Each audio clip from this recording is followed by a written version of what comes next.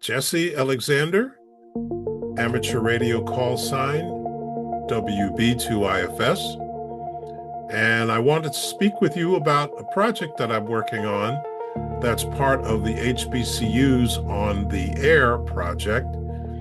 This particular part of the project has to do with my alma mater, Howard University. What you're looking at is a timeline that I put together from doing research on Howard University's archives and also using call books, which are listings of amateur radio operators and their call signs and addresses, and tracking the two together and putting them together. So I was able to put this timeline together, and it's quite good. It has a lot of stuff, but I need to get the stories of amateur radio operators who were actually involved in the development of the amateur radio stations at Howard University. And you can see that the earliest station that I was able to find was in 1934. And Howard University had amateur radio stations all the way up to the 1970s. And I arrived, as I said before, in 1978, and by then there was no ham club, and I attempted to restart a club. So let's just go through this quickly. And I just want to say I'm really interested in everyone's ideas. If you are aware or know someone who was involved in amateur radio back in the day, I would like to hear from them. Certainly like to hear their stories. So like I said, we're going to work backwards in time. Starting at when I got there, like I said, I attempted to start a club, and I got a notice from the Student Affairs Department that there already was a club. So that was pretty neat. So I was trying to restart something that existed already.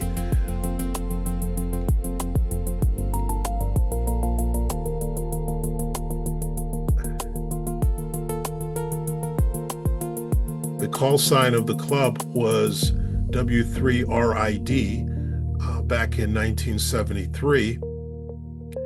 And I think it had that call sign all the way through the 60s and into the 50s.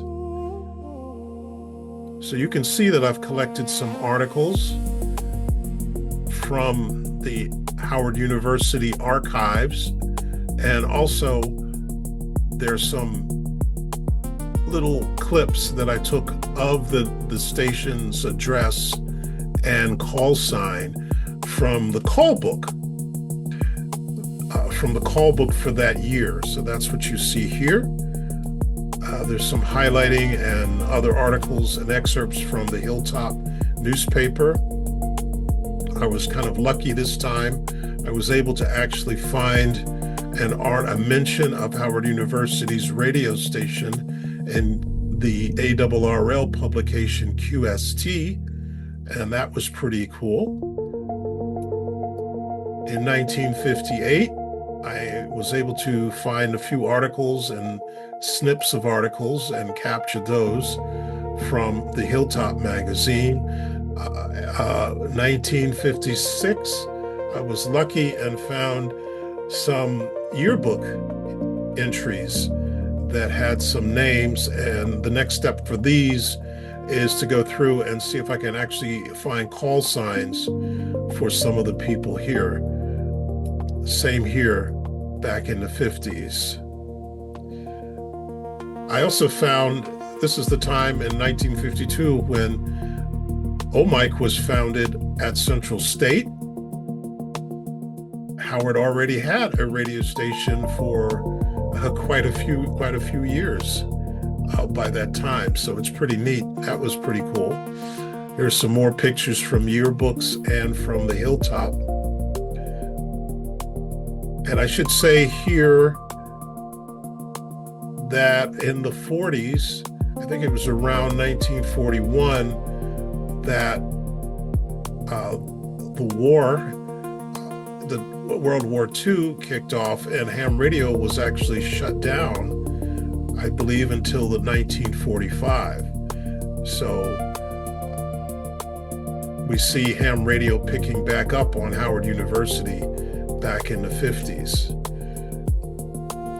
Here's some other articles and other things I was able to find from the call book.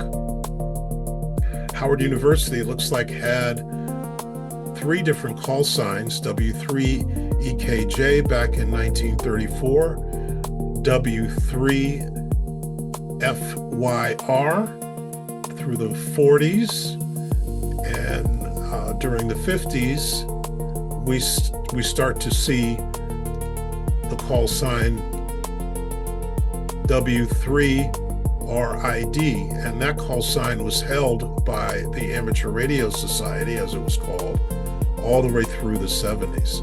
So this is really cool. There's a lot to continue to fill out. I want to see if I can collect as many stories as possible about this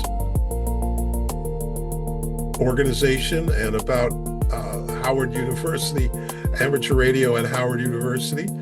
And if you've got any contacts, any connections, any ideas, old call signs, old log entries, and certainly articles from the ARRL, that would be great. I really want to fill this in with more stories. That is actual stories from the ham radio operators. So that's what I've got going. And so thank you for listening. And again, if you have any leads, any ideas, please put them in the comments below, or you can certainly send them to me.